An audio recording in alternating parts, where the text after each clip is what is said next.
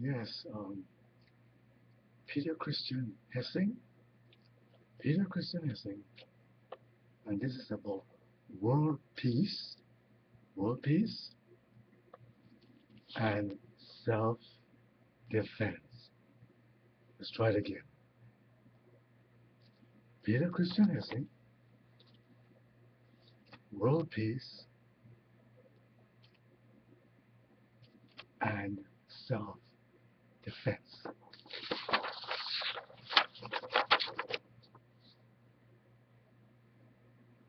Written, directed by Peter Christian Hessing. God and Jesus saves eternal life, peace and love. Peter Christian Hessing again. Thank you for this opportunity. I want to really thank you too for this opportunity here where we can talk to the world about making the world a better place.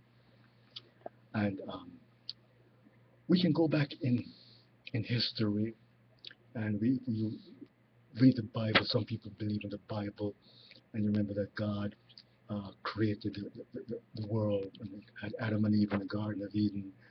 And Adam and Eve had a son, Cain and Abel. And what happened is that Cain wound up murdering Abel.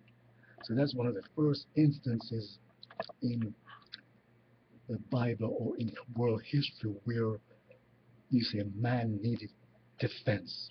Had Abel been able to defend himself? Had he had some weapon, whether we had swords or spears or guns or ammunition or some weapon of self-defense, Abel would have been able to defend themselves, and probably Abel would never have been killed. And we go on through history, we see um, where you had Abraham, God blessed Abraham and told Abraham that he would um, bless the entire world through Abraham. Every nation would be blessed through Abraham. And God, meaning that God would save the entire world and every nation, whether they were black or African or European or Chinese or Indian or Americans, African American, Mexicans, Brazilians, British, French, Germans, Chinese, Indians, Russians, they would be blessed, whether they were Jews or they were Arabs or they were Muslims or Christians or whatever religion or whatever they were, God would bless them. And that's the blessing of Abraham, where we now have the three great religions, Judaism, Christianity, and Islam. And we go further down and we saw where Abraham had to protect Lot and he needed to fight, and again he needed defense. Going through history, we see the history of the Jews coming out of Israel and the Jews coming out of Egypt, and they having to fight all these wars, and they needed to defend themselves. And we go down in history, we come down to here in America, we have had the War of Independence, 1776, when the American colonists had to defend themselves in war to get their independence, and the wars between the British and the French and America and all the other countries in the world, wars that ran, wars that went for 30 years, 20 years, 10 years. Um, but we see all the instances where mankind has had to have weapons to defend themselves. If we come down into the modern era, we've had a civil war that led to ending slavery here in America. And we come down to World War One and World War Two, where we had more and more powerful weapons. World War One and World War Two, we can say the machine gun, and then we had tanks and bombs and airplanes and navy ships with these powerful weapons. And they went up with the atomic bomb and nuclear bomb and hydrogen bomb, which can now completely destroy the entire world. But over the process of time, we have built more powerful weapons, and mankind has had to defend themselves. And we do have a right to defend themselves. I believe that every human being has a right to defend themselves. I also, however, believe that we now have technology that we can have better self-defense, and at the same time we can have arms control that will save the world from all these wars. We now have phones. We now have computers that can be put into weapons. I am an inventor. I've had a patent and had international applied international patent applications. I have done inventions. I have gone through the patent process.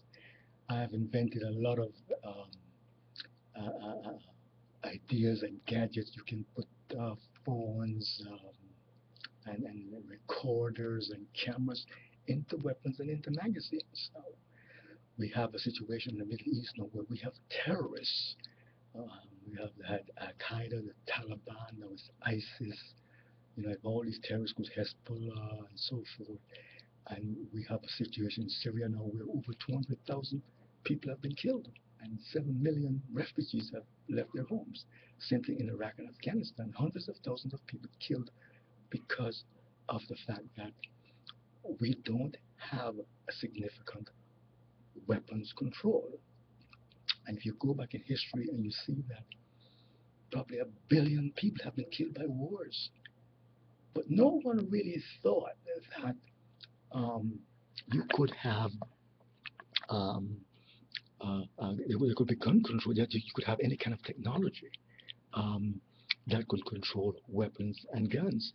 And if you go back, if we had had some system to control whether we had cameras or we had recorders or people were writing down how guns and ammunitions were being spent, um, a lot of lives would have been saved. So now you have all this great technology out there. Um, I have invented a lot of gadgets, and everybody can see them on the gadgets that you can put into guns and ammunition to have arms control. And what's happening now is that in a lot of these areas, we're finding out that the terrorists are even getting American weapons, using American weapons to kill Americans. Um, America, Russia, and China um, are the largest manufacturers now of weapons. And then, if we are going to stop terrorism and have peace in the world, um, you need to have some forms of arm control. And now we have the technology to do that. Our phone has become the most powerful thing. We can use our phones to end poverty in the world. We can have a system where everybody has a business and a job. You have health care. We can have a health care for everybody through our phone. We can have education for everybody. So now is the time for the world to realize that this technology exists. And this is why I have tried to do this, because I could have, I have filed patents and copyrights on inventions and a lot of this technology. But if I was to wait on the patent process and try to make millions and billions of dollars out of this type of technology, I would probably die before the world would find out. But what I would like to do, why I'm doing this, is to have the world um, realize that there is, and the governments realize, and the people realize that you can have uh, technology to stick to that is peace, and that can end the wars, whether it's with phones or beepers or cameras or recorders into weapons and into magazines. You can put them into artillery, you can put them into planes, missiles, you name it, chemical and biological weapons. And it's now up to we here in America, we here in America, and the Russians and the Chinese, since we are the major manufacturer of these weapons, we now have to create a way to control them.